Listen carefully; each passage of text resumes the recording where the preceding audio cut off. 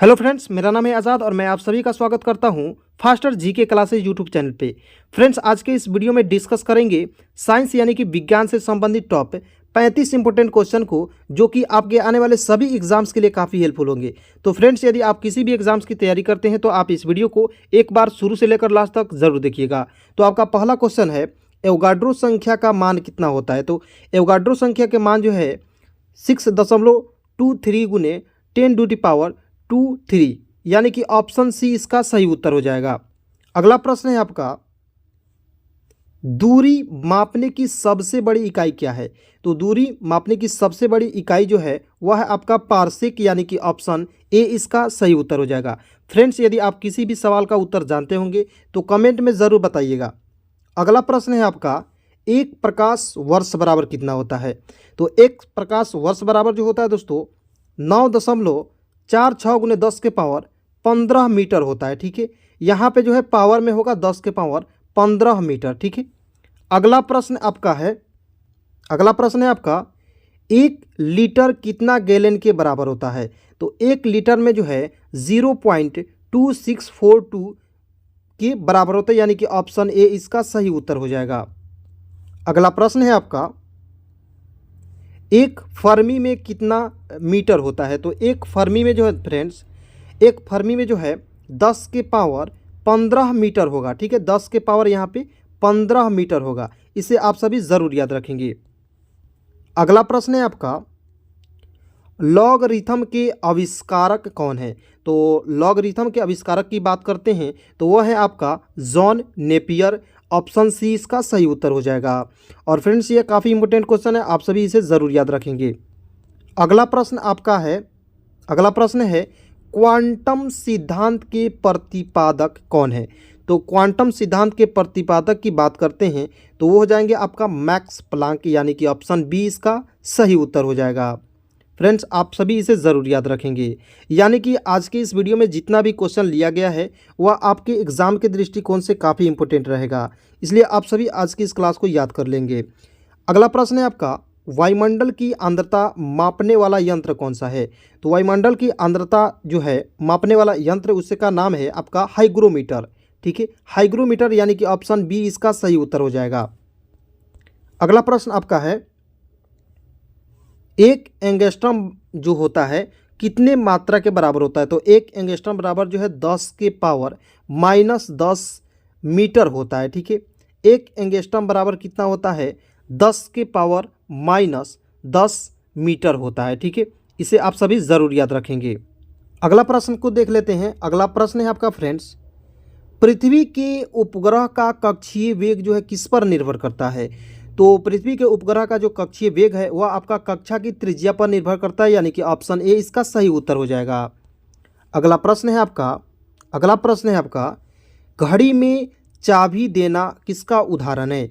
तो घड़ी में चाबी देना जो है स्थितिज ऊर्जा का उदाहरण है, यानी कि ऑप्शन सी इसका सही उत्तर हो जाएगा। ठीक है, अगला प्रश्न है मोस्ट इंपॉर्टेंट है, इसे आप सभी ज़रूर याद रखेंगे। यदि किसी पिंड के संवेग 50% से बढ़ा दिया जाए, ठीक है, तो गतिज ऊर्जा का मान क्या हो जाएगा। तो गतिज ऊर्जा की मान जो है 125% बढ़ जाएगा, यानी कि ऑप्शन सी इसका सही उत्तर हो जाएगा।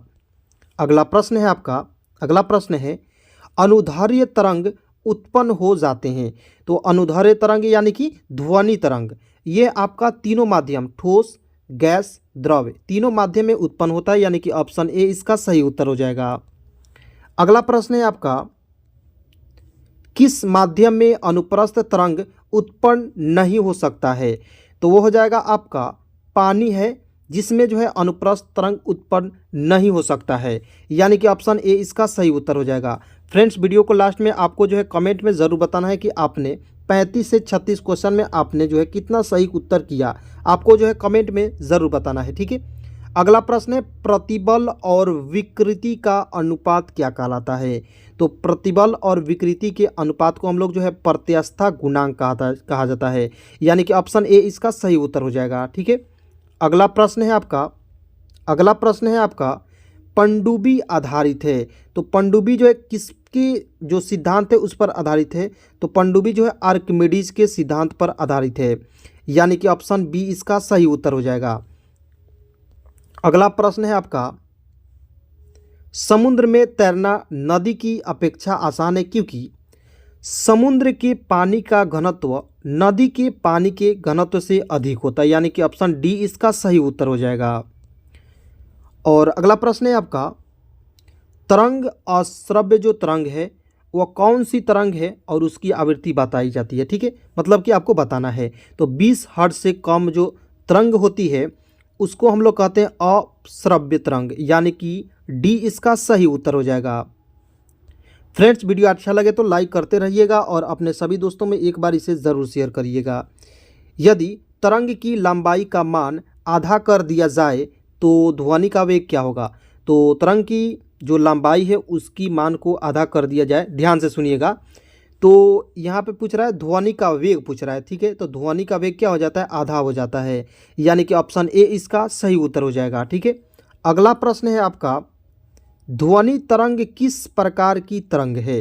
तो ध्वनि तरंग जो है किस प्रकार के तरंग है, अनुदैर्ध्य तरंग है, और प्रकाश तरंग क्या है, अनुप्रस्थ तरंग है। ठीक है, यानी कि इस प्रश्न का सही उत्तर ऑप्शन ए हो जाएगा। अगला प्रश्न है आपका, गोलीय दर्पण की फोकस दूरी उसकी वक्रता त्रिज्या की क्या होती है। तो गोलीय दर्पण की जो फोकस दूरी होती है उसकी वक्रता त्रिज्या की आधी होती है, यानी कि ऑप्शन ए इसका सही उत्तर हो जाएगा।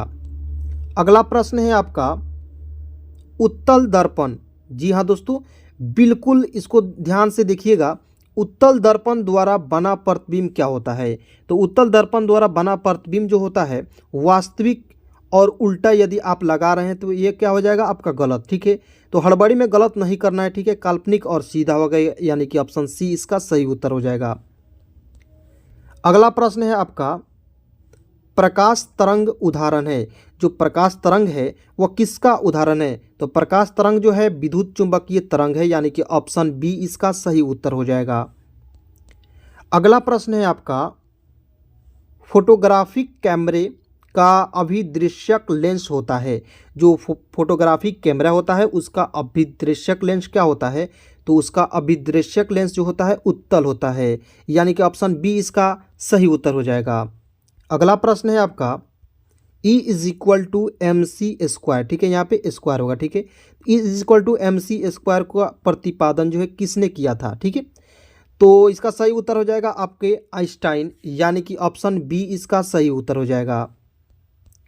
अगला प्रश्न है आपका, थोरियम का नाभिक को बदला जा सकता है। तो थोरियम के नाभिक को किस में बदला जा सकता है। तो आपका सही उत्तर हो जाएगा यूरेनियम, यानी कि ऑप्शन ए इसका सही उत्तर हो जाएगा। अगला प्रश्न है आपका, यहाँ पे देखेंगे मस्ट इंपॉर्टेंट क्वेश्चन है, आप सभी इसे ज़रूर याद रखेंगे। फ्यूज के पदार्थ का होना चाहिए। तो फ्यूज के पदार्थ का होना चाहिए उच्च प्रतिरोध और निम्न गलनांक, यानी कि ए और बी ऑप्शन सही उत्तर हो जाएगा, यानी कि इस प्रश्न का उत्तर सी सही उत्तर हो जाएगा। अगला प्रश्न है आपका, निम्न विद्युत चुंबकीय तरंगों में किसकी आवृत्ति अधिकतम होती है। तो इसमें जो है गामा किरण की जो आवृत्ति है वह सबसे अधिक होती है, यानी कि ऑप्शन बी इसका सही उत्तर हो जाएगा। अगला प्रश्न है आपका, ऊर्जा का क्षय, यहाँ पे ऊर्जा होगा। ठीक है, ऊर्जा का क्षय कम होता है। तो ऊर्जा का क्षय जो है प्रत्यावर्ती धारा में जो है कम होता है, यानी कि ऑप्शन बी इसका सही उत्तर हो जाएगा। अगला प्रश्न है आपका, ट्रांसफार्मर किस सिद्धांत पर कार्य करता है। फ्रेंड्स, मोस्ट इंपोर्टेंट क्वेश्चन है, आप इसे ज़रूर याद रखेंगे। ठीक है, इसका सही उत्तर हो जाएगा चुंबकीय प्रेरण, यानी कि ऑप्शन बी इसका सही उत्तर हो जाएगा। अगला प्रश्न है आपका, घरेलू प्रकाश के लिए प्रयुक्त लैंप किस क्रम में जोड़े जाते हैं। तो घरेलू प्रकाश के लिए जो प्रयुक्त लैंप होता है वह आपका समानांतर क्रम में जोड़ी जाते हैं, यानी कि ऑप्शन सी इसका सही उत्तर हो जाएगा। अगला प्रश्न है आपका, ऊष्मा किस प्रक्रिया द्वारा जो स्थानांतरित होती है। तो ऊष्मा जो है विकिरण, यहाँ पे तेजी से बात करते हैं, सबसे तेजी से बात होगा आपका विकिरण प्रतिक्रिया द्वारा। अगला प्रश्न है आपका, न्यूनतम संभवतः ताप जो है वह कितना होता है।